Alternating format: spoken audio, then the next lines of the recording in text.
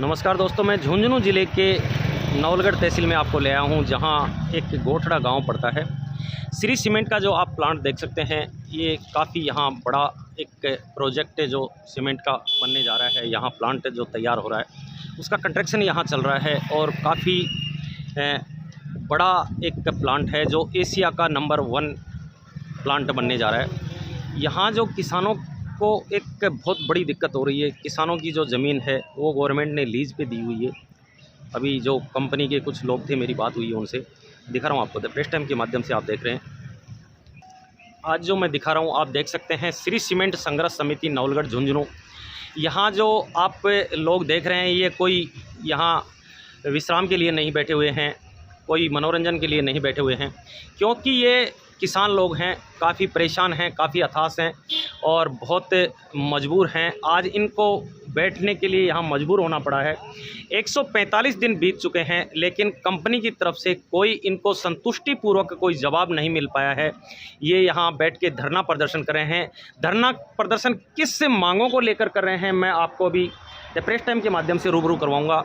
और हमारे साथ में जो यहाँ धरना प्रदर्शनकारी हैं, युवा भी हैं, बुज़ुर्ग भी हैं और किसान जो वर्ग के सभी लोग हैं। कुछ लोग जो गवर्नमेंट सर्वेंट हैं, उनके यहाँ परिवार के सदस्य भी बैठे हुए हैं, अभी हमारे सामने जुड़ रहे हैं। सर, क्या नाम है आपका? मेरा नाम राजेश पूनिया है जी। राजेश पूनिया।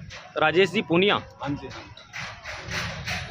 राजेश जी, आप धरना प्रदर्शन के ऊपर यहाँ बैठे हुए हैं, कंपनी के गेट के नज़दीक जो धरना प्रदर्शन चल रहा है। 145 दिन आज बीत चुके हैं। क्या मांगों को लेकर आप बैठे हुए हैं यहाँ? ये किसानों की काफ़ी मांगे हैं जी, जो विस्तृत रूप से हमारे भाई प्रताप बताएंगे। बाकी जो मुख्य मांगे किसानों की मैं आपको अगर बताना चाहूँ तो जो उचित मुआवजा है ज़मीन का, वो नहीं दिया जा रहा है। जिन किसानों को पैसा नहीं मिला है,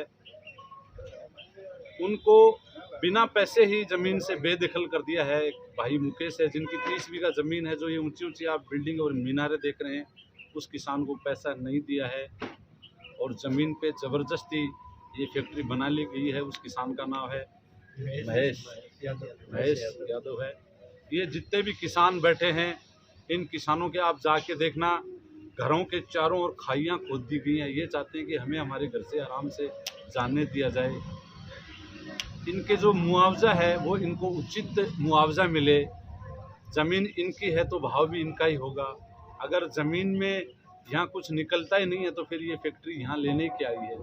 अगर यहाँ सोना सोच के ये आई है तो फिर भाव भी उसी हिसाब से इनको मिलने चाहिए। इनकी मुख्य मांगे यही हैं, ज़मीन का उचित मुआवजा मिले, ये जो लैंड लूजर हैं इनको अंदर नौकरी मिले, इनके अंदर साधन लगें, इनके जो भी उचित कदम है वो फैक्ट्री के द्वारा उठाए जाएं।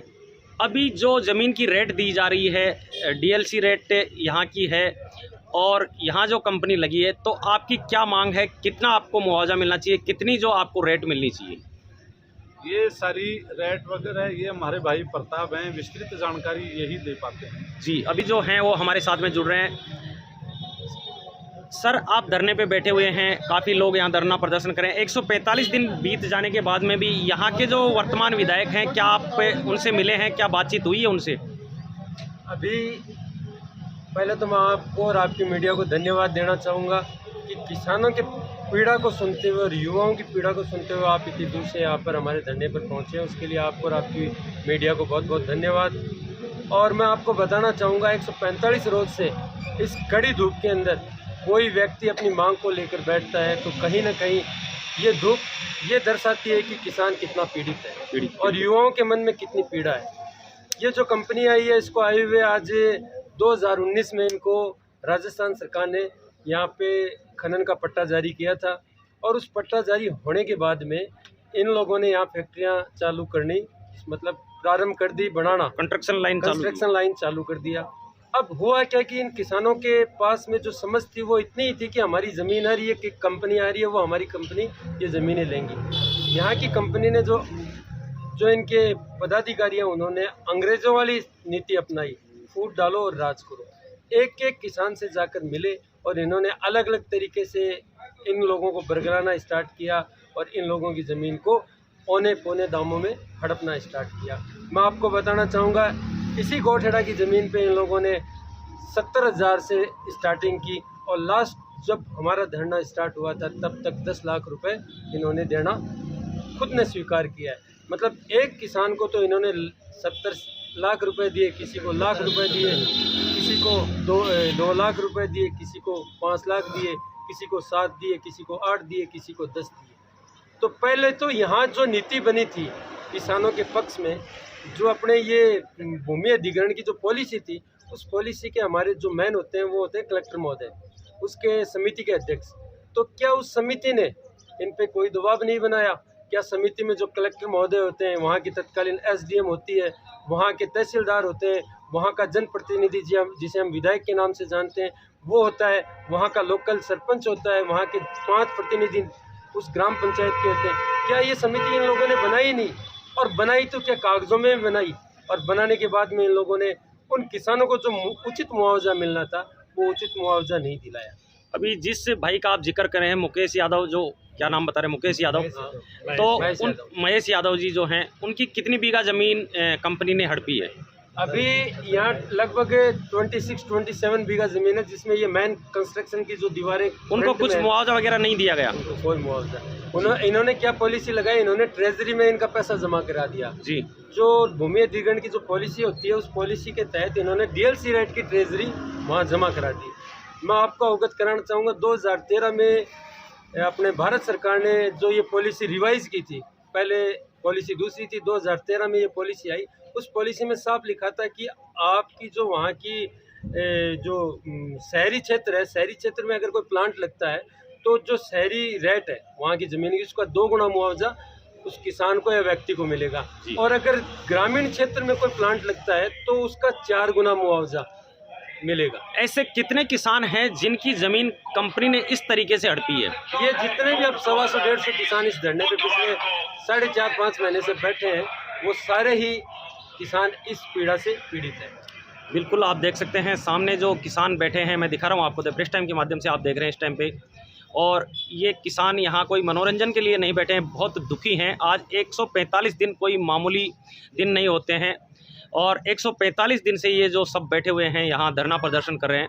बहुत ही एक शर्म की बात है यहाँ के जो वर्तमान विधायक हैं उनके लिए भी, यहाँ के जो आला अधिकारी हैं उनके लिए भी, क्योंकि किसान एक ऐसा वर्ग है जो दुनिया को अन्नदाता के नाम से जाना जाता है, और एक एक चीज़ जो उपलब्ध करवाता है किसान, चाहे उसके खेती के अंदर अनाज देख लो, सब्जियां देख लो, दूध उत्पादन देख लो, क्योंकि खेती है, किसान है तो दूध उत्पादन होता है और लोगों के घर घर तक पहुंचता है, घर घर तक सब्जियां पहुंचती हैं, घर घर तक अनाज पहुंचता है, जिसे इंसान खा के आज रोडों के ऊपर दौड़ता है, अपनी एनर्जी बरकरार रखता है। वो किसान आज लोगों से एक जैसे कोई किसी को भीख दे रहा हो और ये उनके ऊपर, किसानों के ऊपर कोई एहसान कर रहे हो, उसी तरीके से आप देख रहे हैं किसान आज कितने व्याकुल हो रहे हैं। ये 145 दिन से मैं दिखा रहा हूँ आपको द प्रेस टाइम के माध्यम से, बहुत ही शर्म की बात है।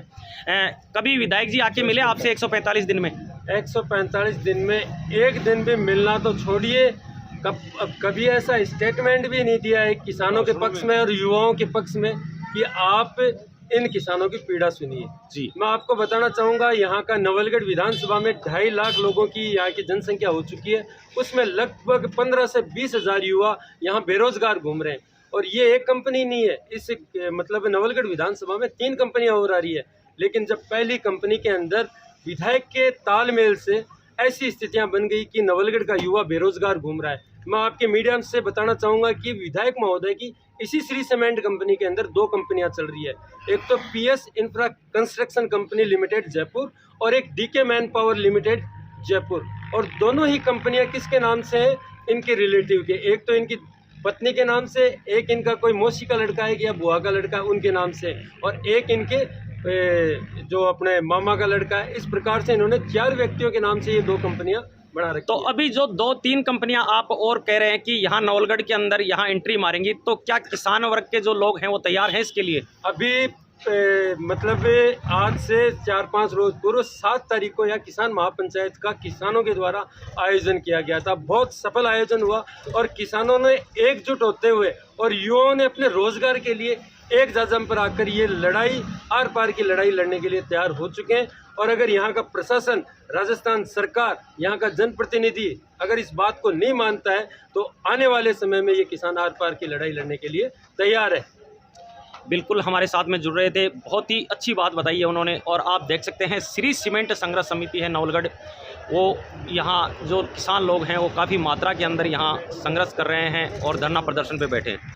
अभी हमारे साथ में जुड़ रहे हैं डॉक्टर मुकेश जी जो खीचड़ हैं, वो हमें बताएंगे आपको क्या समस्याएं आ रही है सर, आपकी कितनी ज़मीन गई है और क्या मामला है। देखो सर, हमारी और मेरे ताऊ जी की ज़मीन लगभग 64 बीघा ज़मीन, इतनी ज़मीन कंपनी ने एक्वायर कर ली जिसका कोई मुआवजा नहीं दिया आपने जैसे प्रश्न पूछा कि आपकी क्या समस्याएं आई, तो समस्याओं की मैं बात बताता हूँ कि आज़ाद अपने स्वतंत्र भारत में आज लगभग 75वां अपन स्वतंत्र दिवस मना के आए, तो उस पिछले 6 महीने से हमारे सामने बिजली का और पानी का बहुत तगड़ा संकट खड़ा हो गया। बिजली के ऐसे सुनने में आया कि किसान लोगों के जो बिजली के कनेक्शन भी काट दिए गए हैं, पानी की भी व्यवस्था नहीं हो पा रही है। बिल्कुल एकदम सही सुना है सर, जो कुएं थे वो बिजली से चलते थे, कनेक्शन के अभाव में, बिजली के अभाव में उनसे पानी नहीं है, तो ऐसी स्थिति में टैंकर के माध्यम से पानी मंगवाना पड़ रहा है और प्रति टैंकर का लगभग 700-800 रुपये में देना पड़ता है और लगभग 3 या 4 दिन एक टैंकर चलता है, तो महीने के लगभग 6 या 7 में गिरवाने पड़ते हैं, जिसका 4,500 या 5,000 या 7,000 रुपये के लगभग खर्चा आ रहा है। और बिजली की सुविधा भी हम लोग हैं वो कोई बैटरी के माध्यम से, इन्वर्टर के माध्यम से, किसी दूसरे पड़ोसी के घर चार्ज करके या सौर ऊर्जा के माध्यम से कर रहे हैं, तो एकदम से स्वतंत्र भारत में एकदम से बड़ी दुर्दशा की हम शिकार हो रहे हैं। तो यहाँ के जनप्रतिनिधि, चाहे सांसद हो, चाहे विधायक हो, चाहे राजस्थान सरकार हो, ये बड़ी विचित्र बात है, विडम्बना है, दुर्भाग्य है कि हमें आज इस तरह की विचित्र स्थिति का सामना करना पड़ रहा है।